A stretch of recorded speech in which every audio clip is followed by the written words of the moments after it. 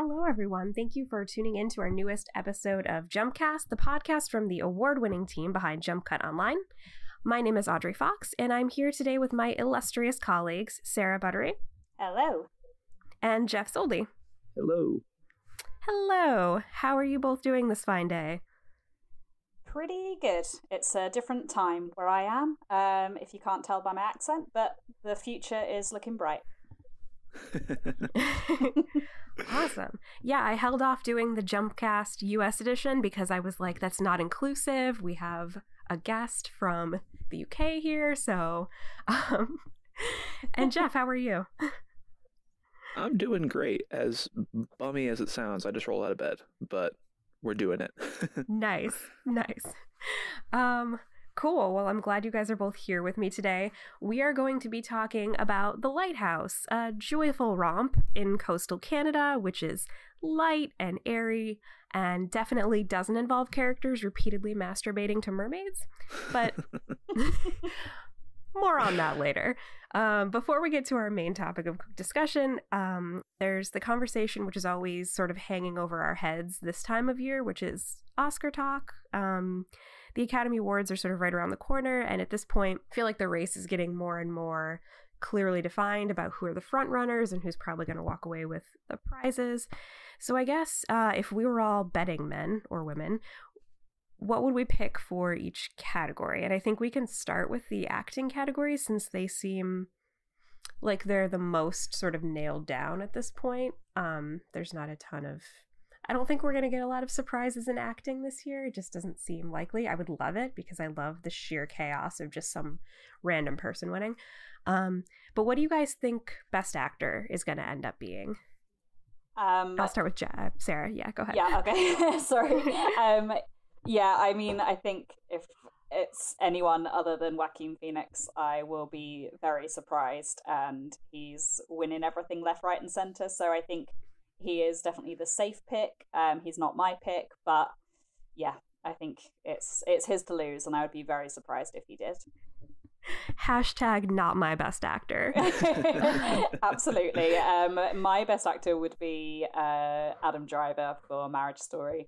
I love that performance so much, but it's hard to argue against Joaquin Phoenix this year. I think it's for you know, all the controversy around that film and whatever you think of it, it is a good performance, and it seems to be the performance that everyone is going for. So I think that one is a lock. But what about you guys?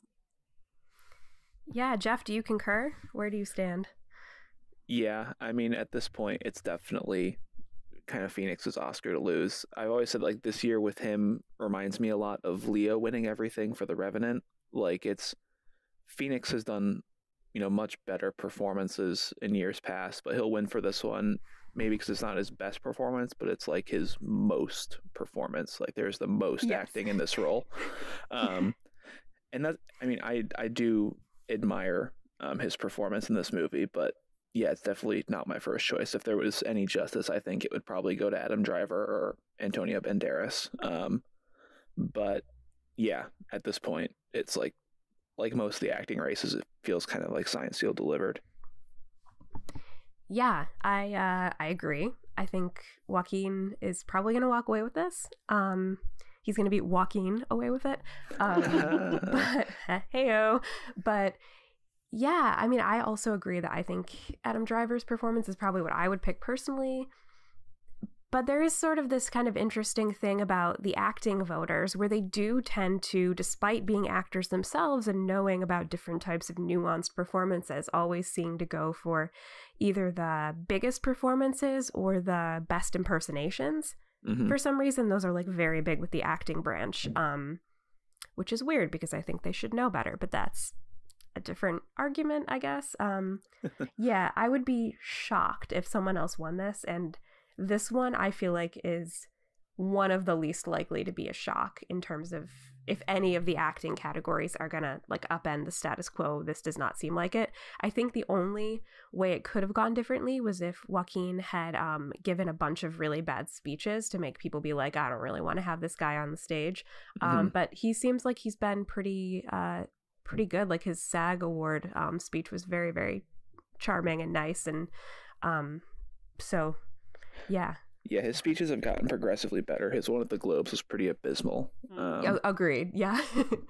he's been working on it. That was the only thing that gave me pause to be like, oh, maybe they're going to change their minds, because, you know, as much as that shouldn't be a factor, it sometimes is. Like, I think Tom Hanks's nomination is entirely down to his presence at the Globes, just being like an utterly charming Tom Hanks.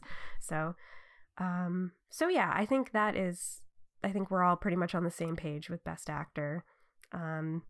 What about Best Actress? Is there any room for Renee Zellweger to not take this, do we think? I think if there's gonna be an upset in any acting category on the night, I just have a weird feeling about this one. I don't know whether it's just that obviously it's really only Renee Zellweger's performance that is kind of getting attention for Judy, but then didn't it get in for hair and makeup as well? Yes, maybe. I think it did. Yeah, which is kind of, you know, if you see a film crop up in like a couple of other categories, then it sort of bolsters its chances. But I think I've got Renee Zellweger in my probably will win pick, but I think if anyone's going to cause an upset, it could be Scarlett Johansson. And I think that once we find out who wins the BAFTA, then that will be quite telling, because BAFTA just seems to really like Scarlett Johansson, and if she wins there, it's late to call it a race now because Renee has won literally everything else. But yeah, I don't know. I've just a weird feeling about an upset in that category, but maybe that's just my wishful thinking. Totally fair. Yeah, the Best Actress race, like the nominees, I think I was like a little disappointed when they read them out, because I think there were so many great female performances, and they, you know, are just choosing to recognize Renee. And I'll be upfront, I mean, I haven't seen Judy yet because it doesn't really interest me. I'll watch it before the ceremony. But just based on what I've seen and kind of heard, it just reads as such, you know, kind of like a boring pick almost. And I'm sure she's very good in the movie, but, you know, it's just another, you know, standard like biopic Oscar fodder. And Renee kind of has the momentum, the narrative with, the overdue kind of narrative. This is her like comeback movie. I think if there was any justice in the world, it would go to someone like Saoirse Ronan, who's been doing such good work, and she's fantastic in Little Women. But I always made it clear that I think that Awkwafina got shafted for The Farewell. Totally agree. And the farewell as a whole got shafted and done really dirty by the Oscars, which I'm very upset about.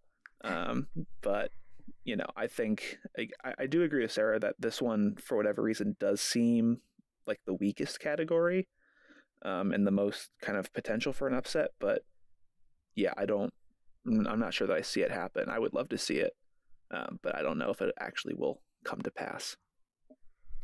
Yeah, this category is a weird one, because I mean, I have seen Judy, and Judy's not a good movie. It sort of feels a little bit to me like Glenn Close getting nominated for The Wife, where it's like a great performance in a subpar movie. And Renee Zellweger's incredible in this. Like, I honestly forgot I was watching her. She just was so embodying the presence of Judy Garland. But if your performance, even as great as it is, isn't enough to make the movie good, then what are we doing here? Like, I think the movie should have to be good for you to be rewarded for it, is my feeling. That shouldn't be a hot take, but maybe it is. I don't know. But yeah, it's hard because I think, yeah, she has that narrative going on, like you were saying, Jeff. Then I also feel like Saoirse Ronan has, I think if the awards had been presented differently this year in terms of the narratives that we're building, I mean, she's been nominated a bunch of times and has never won. And I know it's silly to talk about being overdue for an Oscar when you're, you know, in your mid-20s, but she kind of is. Like, she's been killing it. She's been nominated 4 times, and she's only 25 years old or something. That's wow, unbelievable. It's bananas. I mean, if it was me, I would go with Scarlett Johansson or Saoirse Ronan, but it's not. They don't ask me. So Yet. whatever. I'm still waiting by the phone. Yeah, just in case they need like a last minute sub in. Okay, yeah, that does feel like maybe a race that's not open, but I want it to be, and I feel like it could potentially. I don't know. Okay, so let's move on to actor in a supporting role. Is that pretty much signed, sealed, and delivered for Brad, or is there space for someone else to come in and steal it? I think that's locked. I don't see anyone else winning that. I think he's won everywhere, right? And so far. Yeah, besides critics groups, I don't think he's lost anything. Yeah, I really don't see it going any other way. My personal pick would be Joe Pesci. I loved his work in The Irishman, and it's a shame that he wasn't. I don't know if it was kind of like splitting votes between him and Al Pacino, but his role wasn't really being recognized as much, and the fact that, I mean, we're not going to get into snubs, but the fact that Robert De Niro wasn't nominated for lead actor is outrageous. And it would be like justice for The Irishman if Joe Pesci did win it, but there's no world where I see that happening, I'm afraid. I think this is an absolute lock, and I think it's Brad Pitt's award. But he's been having a good Oscar season. He just is always so charming, and I don't know, when it kind of seems like it is signed, sealed, delivered, like we said, it's nice that he seems to be having a good time with it, at least. Yeah, it'll be good to see, Pitt win for acting, because I don't think he's won for producing. I don't think he's won an Oscar for acting yet. Right, yeah. Which is kind of surprising because he's turned in some really great performances. But yeah, I think Pitt's definitely my first choice. So I'm very happy to kind of see him take the sweep here. And plus, he's, like Sarah said, he's just been so kind of effortlessly charming. Like his speech at the SAG Awards is one of the funniest things I've watched like recently. And you can just tell he's just having so much fun with it. And so I'm kind of happy for him to kind of see him get his due diligence. Yeah, I feel like of all of the acting races that are sort of locked in at this point, I'm not mad at this one. Like, I can argue about whether his performance is my absolute number one performance of the year, but it is at the end of the day still, I think, a good pick. He's been a working actor for quite some time, and he's been putting in a lot of good performances, and I feel like this one is worthy. And I also just think he has such a tremendous amount of goodwill within the acting community and the industry in general. Like, all of the producing work that he's done is so incredible. So I think everybody loves him, and so, like, why would they not vote for him? Yeah. And I think the coup for Tom Hanks and Anthony Hopkins was getting in it all. So they're obviously not, I don't think, going to threaten anything. So it's really just the Irishman actors who are, as we said, kind of having their vote split, and then Brad. So yeah, it was nice to see Tom Hanks get nominated again after like almost 20 years or something. Yeah. But, I don't think this was ever his award to win, but it is good to kind of see him up on the board. Yeah, definitely. I started watching that movie last night. I haven't finished it yet, but he's It's really so good in it. good. He's really good. It's really so good. lovely. Yeah. I didn't think I was going to like it just because it didn't seem like it was approaching the story in kind of a way that I was super interested in, but like, I trust Marielle Heller so much. She's incredible. So, yeah, anyway, sidebar. So then we go to actress in a supporting role, which feels like it has been locked down pretty much from just the moment it was announced, kind of like that Marriage Story was coming out. It seemed like, oh, well, Laura Dern's going to win for that. I think that was the narrative that had been constructed, but I don't know. What do you guys think? Yeah. I have nothing else to add. Yeah, Laura Dern is hands down winning this award, and I think, I mean, it is deserved. Again, I'm bringing up the snubs, but #justice for JLo, because she should have been in this category, and justice for The Farewell as well for not getting in this category. And without those, without those there, then yeah, it's Laura Dern all the way. But this is a really strong supporting actress category, though. You look at the kind of the other nominees, and you know, on any other day, Florence Pugh could be winning it as well. And yeah, it should be close, but it isn't. And Laura Dern will win this one. So Yeah, I mean, I'm happy to see that Laura Dern is going to win it. I do really think that she is going to win it for the wrong movie this year, though. Her performance in Marriage Story is good, but I think she's just so much better in Little Women. I agree. Yeah, definitely. So I would love to see her win for that, but again, I'm just kind of glad she's winning at all. And I do think it's cool that Scarlett Johansson got double nominated this year after getting so many years of kind of no love from the Academy. To see her nominated for Jojo Rabbit and supporting as well, which I really, really loved her performance in that. But yeah, I think this one again is kind of, it's been Dern's kind of from the word go, so I don't really see that changing. Yeah, no. It's kind of interesting because everybody's talking about this year being like the year of Adam Driver, and of course it is because he's like a gift to the world. But Scarlett Johansson has been killing it this year with both of those performances. Like that's crazy. I don't know. Is this the first time that somebody's been nominated in both categories, or is it just the first time in a long time? I don't know. But I think it's just pretty rare. Yeah, it's a very impressive feat, regardless. And, you know, Kathy Bates is sort of like the only person in this category where I'm like, oh, okay, interesting. Everyone else kind of feels like they're a valid choice. I do agree that there are some people who were missed out here, notably from Hustlers and The Farewell, who should be in this category, but I'm not too mad. Love this journey for Florence Pugh. Like, this is great for her to be nominated. And hopefully that paves the way for future Oscar glory for her. But yeah, Laura Dern seems fairly safe and sure. Let's go with it. Best Director, which is a category that I hate, but I guess we have to talk about. I can't imagine why. It's can't imagine why me and every other woman is very mad about this award. But let's get into it.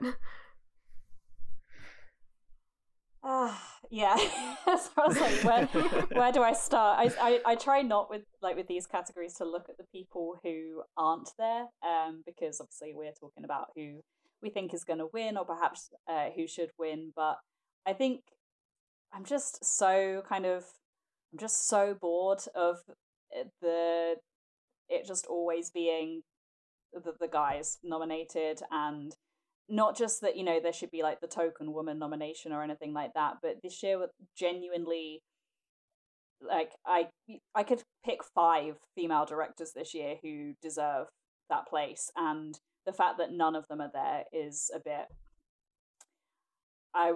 it's not even shocking anymore, is it? I think that's the bad thing. It's just like, this is just what we come to expect. So when all the nominations were read out, I was just like, cool, yeah, there they are. There's the guys that are being nominated. Yeah, sorry, I will try and let me pick this back up again. Which one of these dudes is going to win? I mean, I've got Sam Mendes as my pick at the moment, but I would really, really, with all my heart, love it to be Bong Joon-ho. He is the shining light of this award season. And I thought that even before I saw Parasite, but now I have seen Parasite yesterday, and I now want him to win everything. And he deserves it. He seems like such a nice guy. I want to hang out with him. I want to be pals. Because he just seems to be having a great time. Like, he's another one like Brad Pitt who is just having a fabulous time this award season, and he's so supportive of his cast and everything else, and I love him, and I would love him to win that. But I think in terms of achievement and how the Academy likes to recognize directors in this category, Sam Mendes is just, 1917 is certainly a technical feat, and I think for that reason that he may end up winning this one, but I'm torn. Yeah, I think I have Mendes down as kind of my pick as well. And I don't think it would be undeserved if he win. I mean, 1917 I think is great, and it's certainly, like you said, like a technical achievement. And so I wouldn't be mad if he win, but again, I would really just love to see Bong Joon-ho win it, just because I think, you know, when you look back, I always like to think of the Oscars as trying to pick, okay, what from this year was the most indicative of like film that happened this year. And I think Parasite is that movie. And I think Joon-ho is kind of that director. He just has such a clear voice, and the movie just moves like a force of nature. And so I think he definitely like deserves it. And I think honestly, we could be surprised. I think there's a real chance that he does win it. But I do think the director race right now is kind of a dead heat between Mendes and him, with I think Mendes getting the edge because, you know, the Academy is going to be the Academy. You know, I think you guys are both wrong. I think it's going to be Todd Phillips, and then I'm going to have to shoot myself into the sun. Oh, please. No, do not speak that into the world. They might as well have nominated Scorsese twice. I can't. Okay, I'm not going to do it. But yes, I think it is pretty much, yeah, it's for a lot of awards, it seems like Parasite and 1917 are the two frontrunners, which I don't think is necessarily what any of us were expecting further back in the awards season. I think it felt like 1917 very early on was like, oh, this is going to be one of the heavy hitters. And then I think it stalled for a little bit. And then it's picking up kind of right at the perfect moment. So I could see Sam Mendes taking it. Then with Bong Joon-ho, who is, I think, the person I would award it to, there's so much going on. Like, is it going to be one of those situations where they award Best Director to, you know, the foreign film and then not have it win for Best Picture because, you know, the Academy isn't there yet. But you can draw a lot of parallels between this and other foreign films that have done really well. And I think it's hard, though, to compare this to something like Roma, because I think Parasite has widespread audience appeal in a way that Roma didn't. Like, people are still going to see Parasite in theaters in the US and just loving it. Like, it's made so much money amongst people who would normally not go see foreign films. So I think it could be a surprise. Like, it could be something that just wins everything, and then I'm happy forever because, you know, Bong Joon-ho is a delight, and, you know, we stan a proud dad who just loves his cast. He's wonderful. And I also love how much he is enjoying the ride, but also feels willing and able to like call out American audiences for like being dum-dums who won't read. So I love it. I love that energy and I want more of it. So yeah, it seems like it's kind of split between the two, but I would love to see Bong Joon-ho pull it out and win.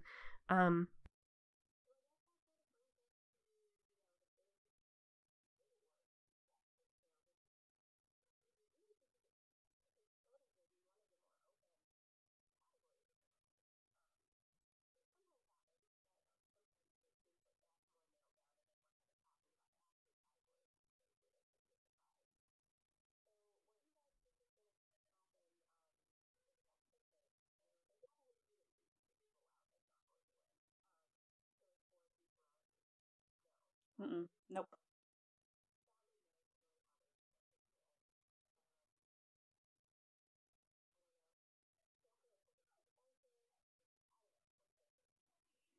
I change my mind on this daily, and there's three that kind of come in and out. At the moment, I have Once Upon a Time in Hollywood winning, but I have Parasite and 1917 kind of lurking and frequently changing as well. I genuinely can't call Best Picture this year, and I quite like that. I think that it's obviously with so many of the other categories, as we've kind of discussed, like feeling like they're locked in. I like that this is still relatively open at this stage, but yeah, I think it does come down to those three. I think that Once Upon a Time in Hollywood is just, it's such an Academy film to go for, isn't it? Like Hollywood loves films about itself. They love Tarantino, and it's featuring in a lot of other categories as well, and I think that helps it. I think what will be indicative on the night is the screenplay categories, because 1917 I think got in Best Original Screenplay as well, didn't it, with Once Upon a Time in Hollywood and Parasite, so they're all in there. Normally it's editing that you kind of look to for the hint at what's going to win, but I don't buy into that fully. So I think it'll be interesting, and I think I will probably change my mind as the night goes on. But right now, if I had to say what I think will win, it would be Once Upon a Time. But my pick of what I want to win, call it recency bias because I only just saw it, but Parasite to win everything, please. Yeah, I think I'm pretty much in the same, but I think really the three films that we're looking at here are 1917, Once Upon a Time in Hollywood, and Parasite for Best Picture. I think everyone else is kind of a, thanks for playing, but better luck next year. Yeah, and again, my pick kind of changes daily. Right now, I'm going No Guts, No Glory and picking Parasite to win, mostly just because I think it'd be awesome, and I think it would deserve it. My favorite film of the year was Once Upon a Time in Hollywood, so I would be, of course, very excited to see that win and to see Tarantino, get a Best Picture win before he hangs it up. I wouldn't be mad at 1917 winning because I do think it's a terrific film. But I do kind of understand some of the arguments where people say it's kind of a quote-unquote boring pick, not because I think it's a bad movie or because I think it's a boring movie. But just because, again, of the way that I view the Oscars of kind of, okay, what movies kind of reflected this year, 1917 just feels almost like a safer pick. It's a great movie, huge technical achievement, but doesn't really speak to 2019 as a year of film, whereas films like, Parasite and stuff reflect that much better, I feel. My one worry with Parasite winning Best Picture, though, is that it's obviously going to clean up and take Best Foreign Film. My worry is that the Academy gives it Best Foreign Film and they say, okay, we gave Parasite its due, now let's go vote for something else in Best Picture. And I think that's probably the one thing working against it. But you know what? I'm sticking to my guns, going for it. Parasite Best Picture. Let's do it. Yeah. Well, and the fact that like no other foreign film has ever won Best Picture, I think is like, yeah. But hey, like, it's a new decade. This it's the 20s, baby. We can do it. But yeah. Like you said, there's people still going to see it. This feels like this, if there's one that's going to do it, this feels like this could be the one. I think it has the mass appeal behind it. Yeah, I agree. And I feel like, Jeff, as much as I want the Oscars to be what you're saying about like reflecting this year and like where we are and just all of that. Yeah. Then I look at last year and I'm like, well, Green Book. Yeah. So it's a super romantic view of the Oscars. Yeah, like it really. That's how it should be. That's how I want it to be. And so I don't know. I try not to approach it too much from like a safe and not safe perspective. I just but like this year, I'm pretty happy with this list of nominees. Like, there's one movie amongst it that I actively dislike and one that I'm kind of like meh on. Everything else I like a lot. So I'm happy with any of those three that we're talking about as the frontrunners, because I do agree that those are the frontrunners: 1917, Once Upon a Time in Hollywood, and Parasite. I'm happy with any of them winning. I think they're all good picks. I worry that Once Upon a Time in Hollywood peaked too early in terms of its momentum. And then 1917 and Parasite like have a lot of buzz right now. I'm a little worried that Parasite's win at the SAG for Best Ensemble is sort of giving us all false hope. I don't want that to be the case. I would really love to see it win, just because for what that means for cinema in terms of like this increasingly globalized just world of movies where you can see anything from anywhere and it's relatable. Yeah, I don't know. I feel like 1917 is for me like maybe the like eking out the other two in terms of the likelihood of it winning at this particular moment in time, but I could see any of them pulling it off. I don't know. I like them all. It's fine. anything but Joker is my rule in this category. Just in life in general, Yeah. anything but Joker. Yeah. Yeah, that is the movie of the 9 that I actively dislike, so I agree. It's like crazy how much award season has like turned everyone against that movie, because that's a movie that I kind of like, but I still put like squarely at the bottom of like my picks for Best Picture. Yeah, It's just funny. Well, It's just funny how the narrative for that movie is so strange, because Phoenix is such a lock and people love his performance, but like nobody wants it to win Best Picture. well, I think there's a lot of people. There's like 3 camps. There's the camp of people who hate Joker. Fair, totally fair. There's the camp of people who love Joker and think it's like a shining achievement in cinema. And then there's the third, probably arguably the largest group of people who are like, yeah, I like Joker. It's not an Oscar movie. It's not a Best Picture, but they still really like it and they still like Phoenix. And I feel like that's sort of the quieter, like silent majority of viewers who are just, like, sure, it's good. But that's why I think you're seeing a lot of love for Phoenix, but not necessarily for the movie. Yeah, because like I saw it when it was in theaters and I liked it, but then I saw 10 better movies since then. Yeah, and I mean I have no way of explaining away like Todd Phillips's nomination except like bribery, but other than that, like I can explain like Phoenix's nomination and win. I can wrap my head around that. That's fine, but Phillips just makes no sense to me. Nope. It's not even like a well directed film. I don't know. It's just his nomination is absolutely baffling to me, and the two things that I like about Joker is Joaquin Phoenix's performance and the score, and I am hoping that those will, if it wins anything, those are going to be the only 2 that it wins, because honestly, if it wins anything else, I'm going to be flipping tables. For sure. I agree. What if there is a moment when they say Parasite and then they're like, no, we read the card wrong, it's Joker? I will just have a breakdown. I will die probably. Like the reverse Moonlight. Yes, exactly. I can't even cope with that as a possibility. It's making me Why would you even say that? Look, nothing I ever predict happens, so the fact that I said it means that it's not going to happen.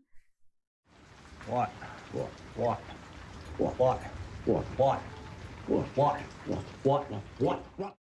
So speaking of, I guess, mind-bending reality, let's put Oscars aside for a moment and start our conversation about The Lighthouse, which is also like trippy and weird. So The Lighthouse is a 2019 film. I think it was released in 2020 in the UK. Is that right? It's not even out yet. It's not even out yet. Okay. Yeah. Anyway, coming soon to a theater near you.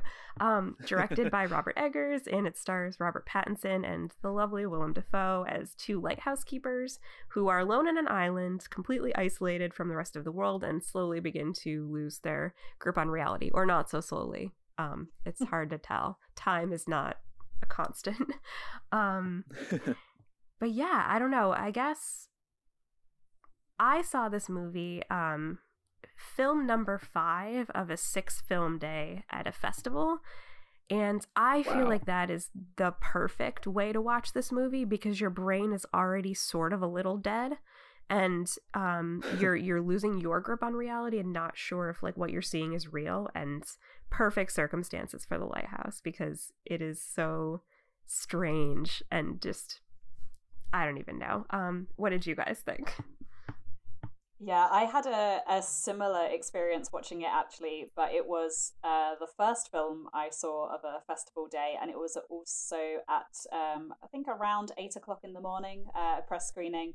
So I went to see it before work, and then afterwards just had to carry on like my day was completely normal, and and I hadn't just watched the wildest film ever. But I'm with you on that one, Audrey. I think that sleep deprived and slightly delirious is probably the best way to go into this film.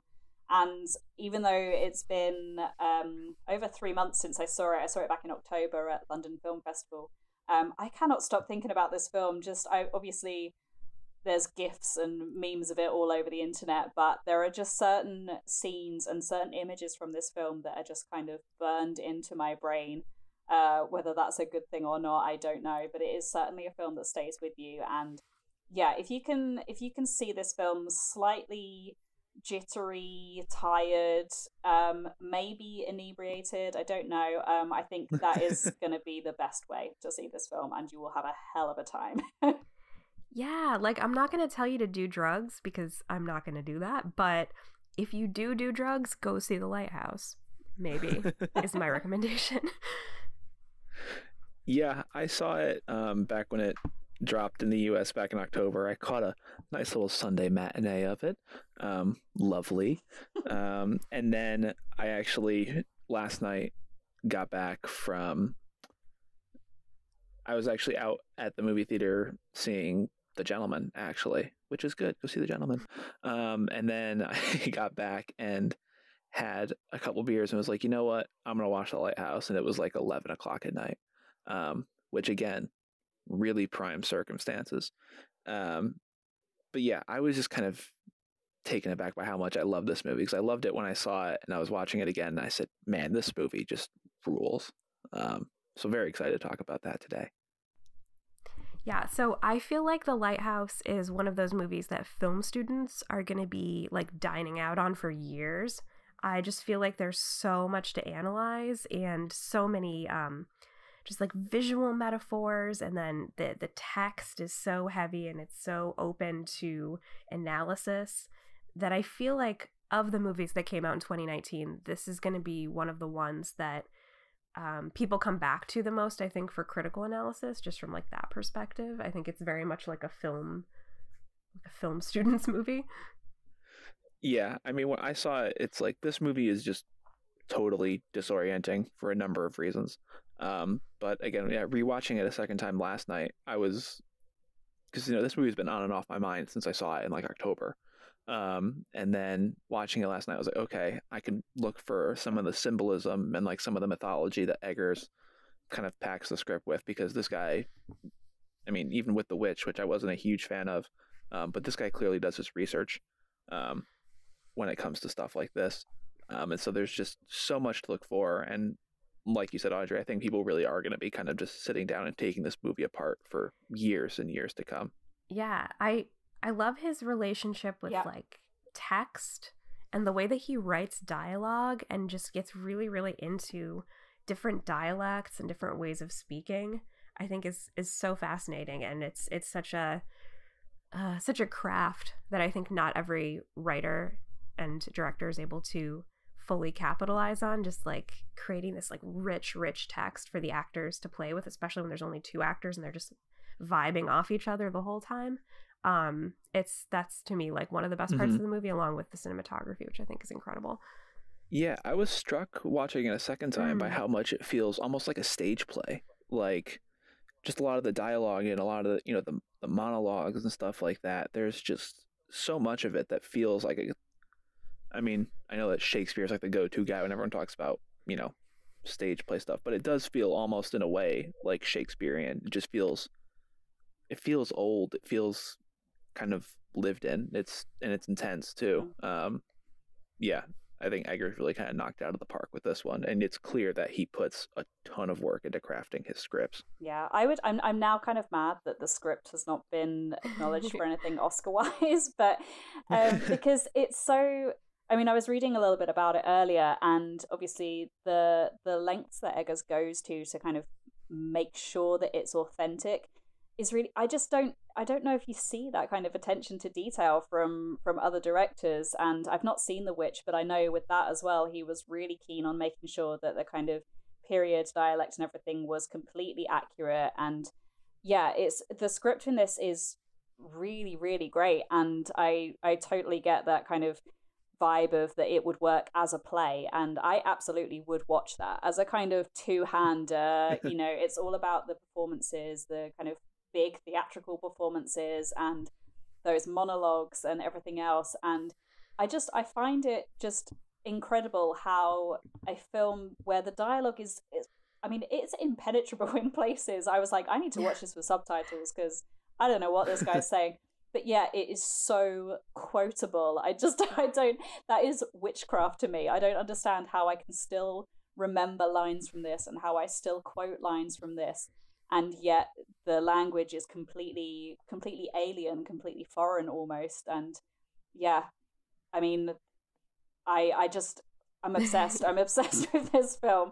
I'm obsessed with the way these guys talk. I was reading the monologue that we've been mentioning from Willem Dafoe's character, and that is just so extraordinary. And the thing is, you could take that monologue out of context and it would just seem like this kind of rousing, like terrifying speech with all this kind of mythology and symbolism and stuff in it. And then you frame that in the context of how that monologue starts, and it's because Robert Pattinson says that he doesn't like his lobster. Like, it's so beautiful. Like, I love that so much. It's like surprisingly funny. There are really, really good moments of humor between them in their like antagonism of each other, and then also like Robert Pattinson with the seagulls. Like, I think it hits a lot of bases where it's so menacing and sinister in places, but then there are moments when it's genuinely funny in their interactions with each other. I think it balances the two out a lot. Like it can be both at the same time. Like again, I feel like we're gonna talk a lot about Willem Dafoe's speech in this, but it's funny in how just comically over the top it is, but also just the way it's shot. Like, when Dafoe is kind of giving that speech, he almost looks like non-human while he's doing it. And like what he's saying is just so over the top, but yet feels almost biblical.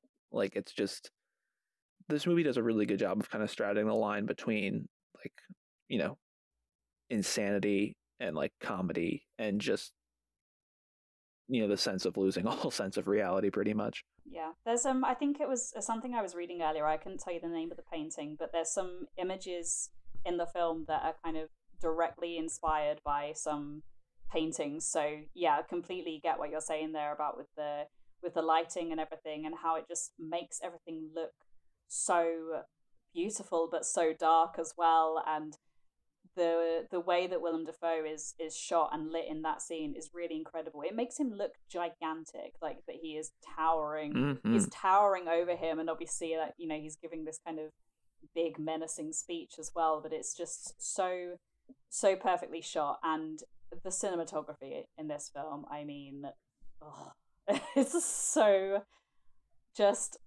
so beautiful to look at. I'm an absolute sucker for a black and white film anyway, but this, to shoot a black and white film properly, it's not just a case of, you know, you shoot it normally and then you kind of just turn it black and white. It's like you have to shoot it in the right way. You have to light those scenes in the right way, and that's something that they absolutely get spot on in this. And yeah, just, I could look at stills from this film forever, and they do look like paintings. So yeah, I keep meaning to actually look up the paintings that inspired it. But I know there's some weird one where, obviously spoilers, where the Willem Dafoe is like naked and the light is like shining from his face or something. Like he's the like he's the lighthouse. That is directly taken from this kind of weird German painting, I think, which I still need to look up. But yeah, I love that the kind of influence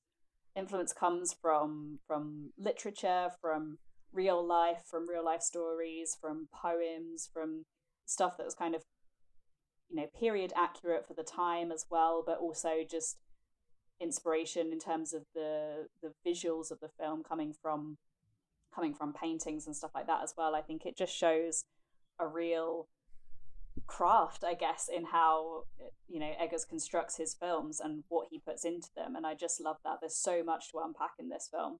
Just a hell of a lot. I feel like there's also like a lot of cinematic references. Like for me, there were shades of Persona in the way that the two characters are represented as like different people, but as time goes on and we start to kind of like lose a little bit of what the reality of this film is, they kind of like, I don't know, like they ebb and flow into each other. And there's sort of like a less distinct line between them as individuals and them as just sort of this one cohesive whole. It's really interesting. And I think they both are obviously, number one, like having a lot of fun doing this, even though it seems like it's a grueling experience for both of them, but that they're both really invigorated by the experience of doing something that's so textual and like nuanced. It's so good. Yeah, there were parts towards the end of this that I was watching. It didn't strike me the first time, but how much it felt almost kind of like there were scenes that felt like The Shining a bit too. Just kind of, how reality kind of starts to slip, and it helps that, there's an axe in play. But just things that, to me, those are like this film and The Shining are, similar kinds of horror movies in that, they're not out and out jump scare, but they're more kind of psychological, get under your skin type horror movies. And I think Eggers really channels that really well. Like you said, it feels like this movie's pulling from literature and from stage and from other movies. And it's just, and like, yeah, Dafoe and Pattinson especially are having a blast. This whole second time I was watching it, there were scenes where Pattinson was doing stuff, and I was like, man, he's really acting like Daniel Day-Lewis here. There were like, not to, over exaggerate or overstate, but Pattinson really reminds me of like Daniel Day in like There Will Be Blood or something, and just how like madcap he is. It was awesome. Yeah, there's a real intensity to his performance, isn't there? But like a quiet intensity that it doesn't kind of explode really until the end. Whereas I think that Dafoe's energy is very different throughout, that it's this kind of madcap performance almost, and very over the top, and all the kind of, burping and farting and everything else. But there's a dark edge to Pattinson's character, and it's just, you can see that there is something going on, and that's a hell of a job from Robert Pattinson to kind of get that all across, that you can sense that he's had that something has happened to him in the past, and obviously you find that out a little bit, but just a real intensity in kind of watching him perform. And even though he doesn't have those kind of big speeches and he's not as eloquent as Dafoe's character is, you can't take your eyes off him. He's really, really incredible. And I think that if anyone is still holding Twilight as their point of reference for Robert Pattinson, then they need to, seriously, they need to watch some films, but also just watch this one and see what an incredible actor that guy is. Loving this journey for him. Loving it. I can't even express how, like, refreshing I find his career trajectory, and just how he's been able to, escape Twilight and find this like niche for himself where he's just constantly taking on interesting projects and just doing and working with great directors and just doing such interesting work. So proud of him. I feel like, that Paul Rudd meme where he's just like, look at us. Who would have thought? I just love it. I wrote this down because I was like, I know I'm gonna forget this, and I'm still, because I've not seen it for a little while, I need to watch it again to kind of see how much of this I really buy into. But I have two theories. One is that that it's not real, basically, that they are in limbo, and this is their kind of way of being tortured, I guess, until meeting their final end. And we also have a slightly wild theory that they're the same person. Agree. And that, okay, I'm not completely mad then.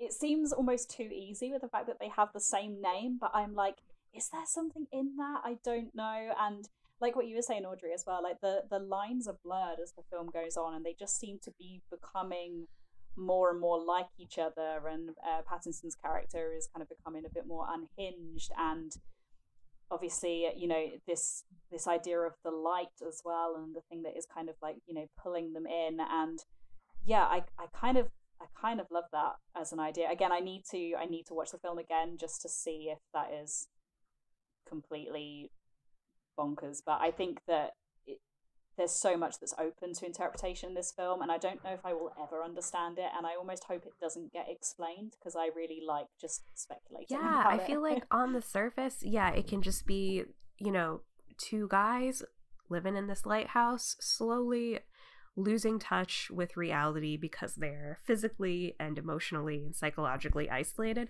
But I think that is a really interesting idea, that this is just like two halves of the same person, who, like, the one lighthouse keeper who has been driven mad by being alone for so long that he is just interacting with himself. And I think, like, there are those moments where Willem Dafoe's like, how long have we been here? Like, and they don't know. There's no sense of time. It's like, this could have been it the whole time, where it's just this one person having the same conversations with themselves over and over again. But I don't know. It could be anything. That's the beauty of it. Yeah, I love when movies kind of just go completely unexplained like this. And I was doing a little reading myself on it. And I saw like an interview where someone asked Robert Eggers why he didn't film what was inside the light in the lighthouse. And he said something, this is super cryptic. He said, oh, because if I showed the audience this, they would suffer the same fate as like Winslow. And I was like, damn. Love that. Yeah, I do quite like the idea that they're the same person. There's interesting kind of things to back that up, and obviously just gonna go full into spoilers here. At the end, when Robert Pattinson's character, we'll just call him Winslow for the sake, even though we're not entirely sure that's his real name. When he falls from the lighthouse, you hear like the distinct sound of his leg breaking. And throughout like the entire film, Defoe's character has a bad leg. So there's little things like that more kind of physically tie them together. But I do think, and like you said, them having the same name feels like it's kind of playing its cards a little bit there too. But I think there's so much more to that. I was reading something, and the one that was really interesting to me was, again, tying back to Eggers' love for mythology, and how this kind of has two different Greek figures in it, where, and this is going to get weird, so bear with me, where Pattinson's character is the Greek titan Prometheus, who, stole fire for humanity and was doomed to spend his entire life chained to a rock with an eagle eating out his liver. So that ties a little more directly into the last shot of the film.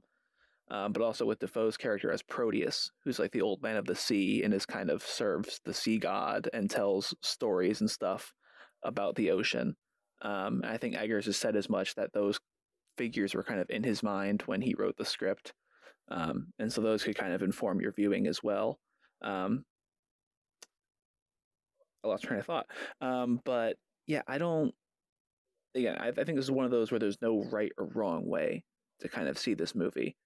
And it's one of those, I think, that it'll go down because people never stop discussing it or never stop thinking about, what it really means. And to me, that's just another reason to absolutely love this movie. Yeah, I love that there are so many readings of it, and they're all pretty much valid. Yeah,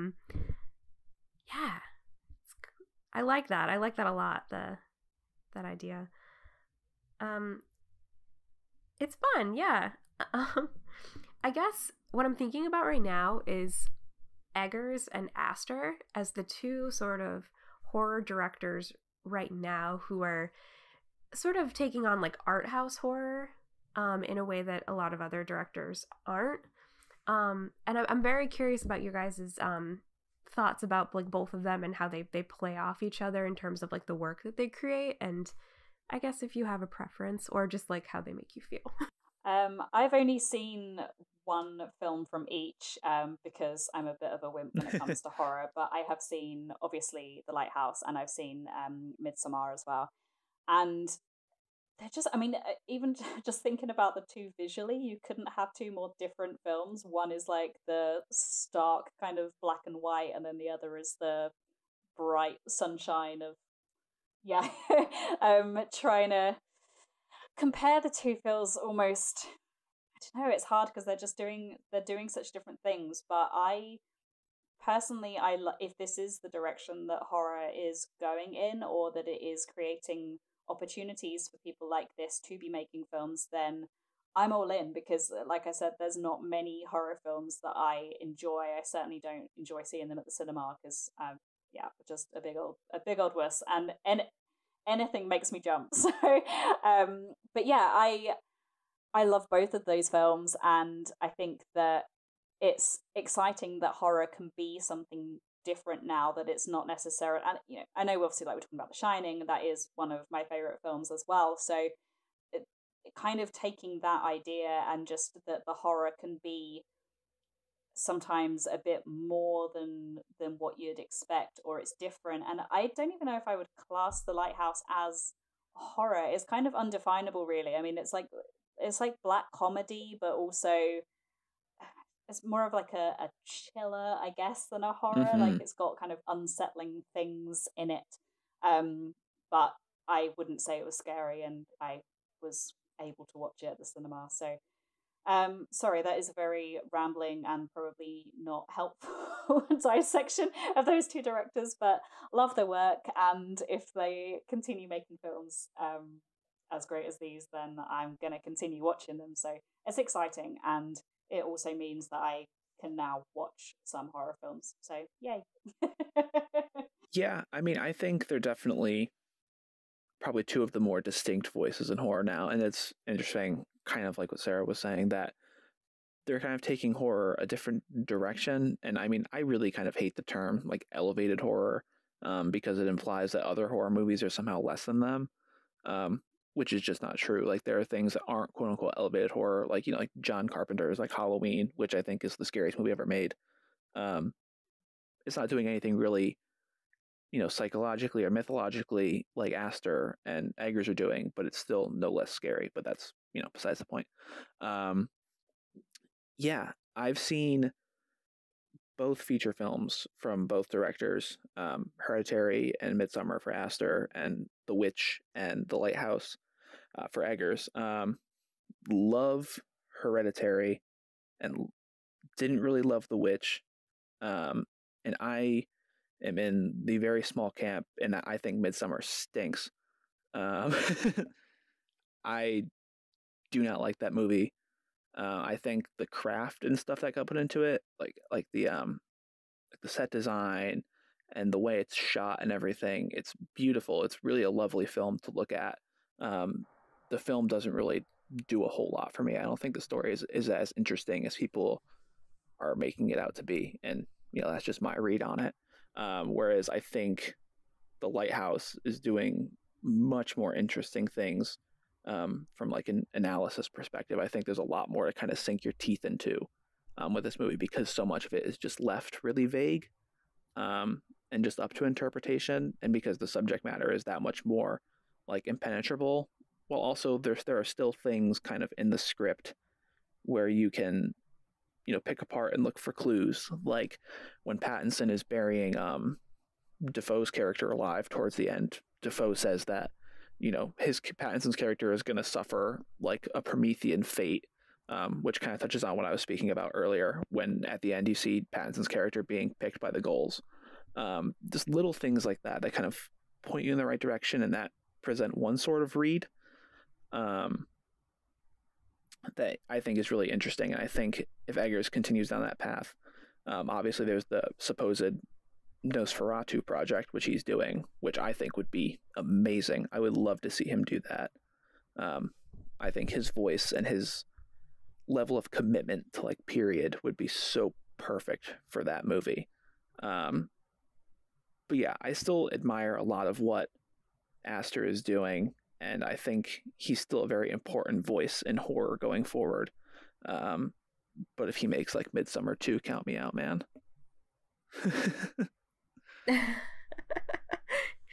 Yeah, I'm excited to see what both of them do in the future. I also hate the idea of like elevated horror. I feel like I've heard the term art house horror, and I like that because it sort of points to the fact that they are sort of creating horror that has a different vibe and a different energy, but like that it's not necessarily better than other horror films. I just think the type of horror that I love is the stuff that doesn't maybe necessarily scare you, but just makes you feel not right the entire time you're watching it, that there's just something off. Like, Eggers is so good at creating just this sense of anxiety, and Aster as well, like, just throughout, where you're just like, oh, I don't feel great about this. Like, I don't know what I'm feeling. This is, and even though there's like not really that many jump scares or anything, it's just, you feel off the entire time, and I love that. I know Eggers has The Northman, which I think is his next project, which I am looking forward to. I think that's going to be another chance for him to sort of delve into his period dialogue and just create something that's really unique. So I love it. I think the more unique voices there are in horror, and I mean in film in general, but especially horror, where I think it's very easy to get funding to do sort of like cheap, generic knockoffs of like other movies that have already existed, because there is kind of an audience, and they're not expensive to make. So those tend to get bankrolled a lot. It's nice to see this type of horror get more of a critical response and an audience response. The whole time I was watching this last night, I was like, man, I am so glad that movies like this can get made. Like, and that's, you know, a bit of kudos to kind of A24, as they have done both of Eggers' movies and both of Aster's movies as well. Where it's like, man, can you imagine like a major studio like funding a project like this? Like, I just wouldn't see it happening. Like, not at all. So I think, you know, it's great that people who with voices like Eggers and Aster, who are just so out there and doing things that are just so different from the rest of, you know, for lack of a better term, like mainstream horror. It's so great that these kind of movies can get made, because they inspire, you know, discussions like this, which I think is great and really important to film as a whole. Yay, cinema! I love it. Okay, so I guess it's probably time for us to wrap up on The Lighthouse. Does anybody have any last minute thoughts? Anything? Speak now or forever hold your peace on The Lighthouse. You will never be allowed to talk about it ever again. Never. I wish that there was some way of honouring animals at the Academy, because that seagull is one of the best supporting performances that I have seen this year and last year. Just so great. So much menace in that one-eyed seagull. I love that guy.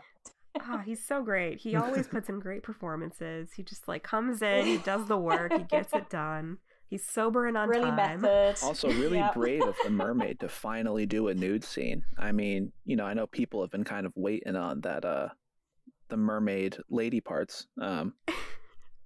Which haunts me, by the way. Would you like to know what the inspiration for the mermaids bits yes, were? yes, and no. I mean, okay. Here is my completely useless fact that I learned earlier, was that apparently, because obviously no one knows what a mermaid's parts should look like, so they studied various animals and I think settled on like a shark. So what we're seeing there is what the private parts of a shark fantastic like, supposedly. There we go. I would kill to see Eggers' Google like search history. SeaWorld will never be the same.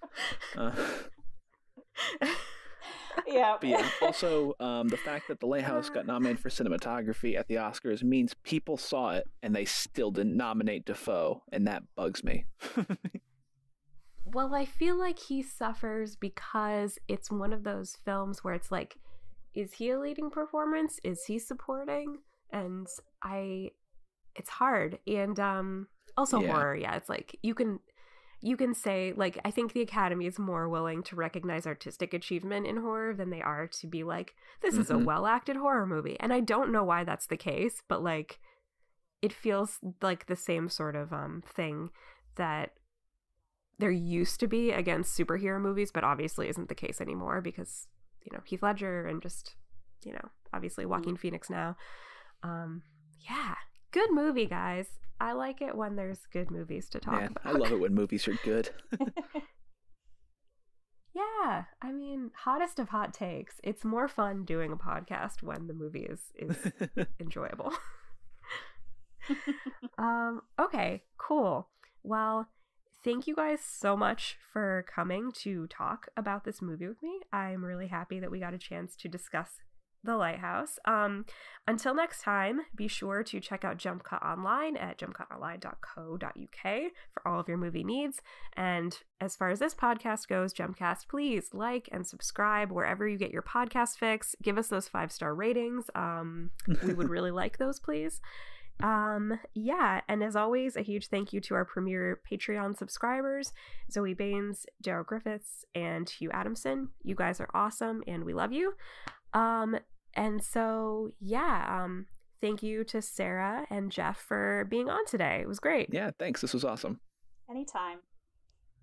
Yay. All right, go see The Lighthouse if you haven't already, everybody. Whenever it comes out in the UK, sorry. All right, I'll talk to you guys later.